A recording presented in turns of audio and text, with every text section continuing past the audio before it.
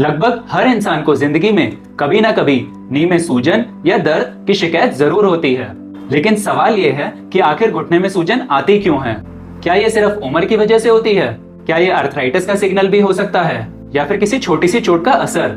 आज इस वीडियो में मैं आपको बताऊंगा घुटने में सूजन के कॉमन कॉजेस, कौन से सिम्टम्स डेंजरस हो सकते हैं, घर पर क्या प्रिकॉशंस लेने चाहिए, कब आपको तुरंत ऑर्थोपेडिक सर्जन को दिखाना चाहिए और कैसे आप नी स्वेलिंग से काफी हद तक बच सकते हैं। तो वीडियो को आखिर तक जरूर देखिएगा। सबसे पहले समझते हैं घुटने में सूजन के दो बड़े कारण। बिना चोट के सूजन, चोट लगने के बाद सूजन। बिना चोट के घुटने में सूजन का सबसे कॉमन कॉज होता है ऑस्टियोआर्थराइटिस। ऑस्टियोआर्थराइटिस का मतलब है घुटने का धीरे धीरे घिसना। जिस तरह कार के टायर्स वक्त के साथ धीरे धीरे घिसने लगते हैं, वैसे ही कई केसेस में हमारे घुटने भी धीरे धीरे घिसने लगते हैं। ये प्रॉब्लम पहले के जमाने में ज्यादातर 60 से 70 के बाद की उम्र में होती थी, लेकिन आजकल ये प्रॉब्लम काफी अर्ली एज पे भी होने लगी है।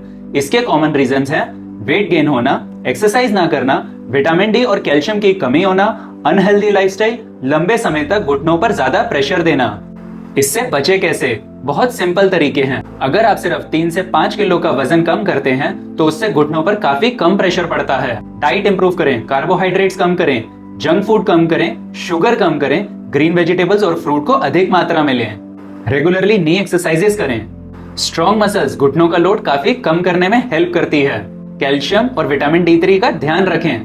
Milk products, dry fruits, green vegetables को अपने डाइट में जरूर इंक्लूड करें। अब बात करते हैं ऑस्टियोआर्थराइटिस के सिम्टम्स के बारे में। अगर आपको घुटने में दर्द हो, शाम तक सूजन बढ़ने लगे, चलने में तकलीफ हो रही हो, घुटने से आवाज आ रही हो, तो ये अर्ली ऑस्टियोआर्थराइटिस के सिम्टम्स हो सकते हैं। अब बात करते हैं एक और इम्पोर्टेंट कंडीशन के बारे में, रूमेटॉइड अर्थराइटिस या इन्फ्लेमेटरी अर्थराइटिस।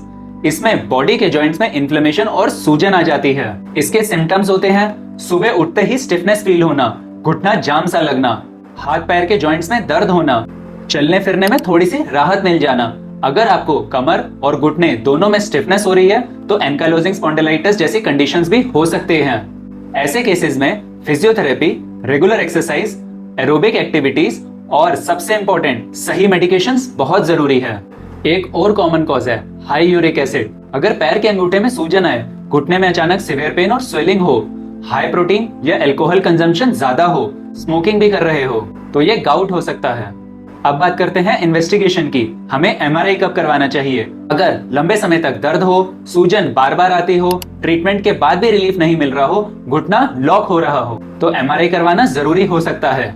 MRI से ligament injury, meniscus injury, cartilage damage, cyst, छोटे ट्यूमर्स तक डिटेक्ट किए जा सकते हैं। अब बात करते हैं इंजरी के बाद होने वाली सूजन के बारे में। आजकल sports injury, bike accidents, gym injuries, running injuries काफी कॉमन हो चुकी हैं। लिगामेंट इंजरी, इसमें मोस्ट कॉमन होता है ACL टियर। अगर स्वेलिंग के साथ घुटना अनस्टेबल लगे, अचानक से लूजनेस फील हो रही हो, रनिंग या स्टेयर्स चढ़ने पे प्रॉब्लम हो रही हो, तो ACL इंजरी भी हो सकती है। छोटी इंजरीज फिजियोथेरेपी से भी ठीक हो सकती है, लेकिन कंप्लीट टियर में आर्थ्रोस्कोपिक सर्जरी की जरूरत पड़ती है। दूसरा, मेनिस्कस इंजरी। मेनिस्कस घुटने के अंदर का शॉक एब्जॉर्बर का काम करता है। अगर इसका टियर हो जाए, इसके सिम्टम्स होते हैं घुटने में दर्द होना, सूजन आना, घुटना लॉक हो जाना, घुटना पूरी तरीके से सीधा ना होना। अगर ग्रेड 3 टियर हो तो आर्थ्रोस्कोपिक सर्जरी की जरूरत पड़ सकती है। तीसरा, कार्टिलेज इंजरी या फिर लूज बॉडी। कई बार चोट लगने के बाद घुटने के अंदर कार्टिलेज का छोटा सा टुकड़ा टूटकर जॉइंट के अंदर ही रहता है। इससे घुटने में सूजन आती है, दर्द होता है, इरिटेशन होती है और लॉकिंग जैसे सिम्टम्स हो सकते हैं। ऐसे केसेस में आर्थ्रोस्कोपी के थ्रू लूज बॉडीज निकालकर काफी अच्छा रिलीफ दिया जा सकता है। Repeated stress injuries, runners, dancers, athletes और जिम एंथुसियास्ट में रिपीटेड स्ट्रेस की वजह से टेंडिनाइटिस या टेंडिनोपैथी डेवलप हो सकती है। ऐसे पेशेंट्स में activity modification, proper physiotherapy, structured rehabilitation बहुत इफेक्टिव होता है। कुछ सिलेक्टेड केसेस में PRP भी हेल्पफुल हो सकते हैं। फाइनल एडवाइस, अगर आपको बार बार घुटने में सूजन हो, दर्द हो रहा हो, स्टिफनेस हो रही हो, या फिर आपका घुटना लॉक हो रहा हो, या फिर सीढ़ियां चढ़ने उतरने पे इंस्टेबिलिटी लग रही हो, तो उसे इग्नोर बिल्कुल मत कीजिए। अर्ली डायग्नोसिस और सही ट्रीटमेंट से काफी केसेस में सर्जरी भी अवॉइड की जा सकती है। अगर आपको इस टॉपिक पे और इन्फॉर्मेशन चाहिए तो कमेंट जरूर करें। वीडियो पसंद आए तो लाइक करें, शेयर करें और चैनल को सब्सक्राइब जरूर करें। धन्यवाद।